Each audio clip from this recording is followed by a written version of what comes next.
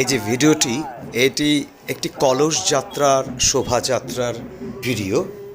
আজ কামারপাড়া ছট পূজা কমিটির পক্ষ থেকে ছট পুজোর উৎসবের শুভ সূচনামূলক একটি অনুষ্ঠান হিসাবে এই কলস যাত্রার শুভ সূচনা করা হয় এবং কলস যাত্রার মাধ্যমে এটা বিরাট বর্ণাঢ্য শোভাযাত্রা শহর পরিক্রমা করে।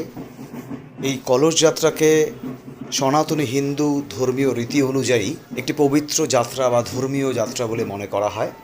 এই যাত্রায় মূলত মহিলা বা মেয়েরাই অংশ নেয় এবং তারা কলসি নিয়ে তাতে জল এবং যা মাঙ্গলিক আমাদের চিরাচরিত বিষয়বস্তু আছে সেগুলোকে নিয়ে তারা এই যাত্রা করে। জলপাইগুড়িতে এই ছট পূজার শুভ সূচনা হয়ে গেল এই কলস যাত্রার মাধ্যমে।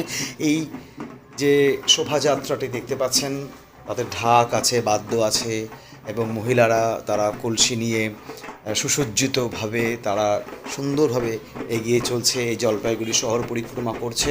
তবে এই শোভাযাত্রাটি মূলত আয়োজন করেছে কামারপাড়া ছট পুজো কমিটি, জলপাইগুড়ি।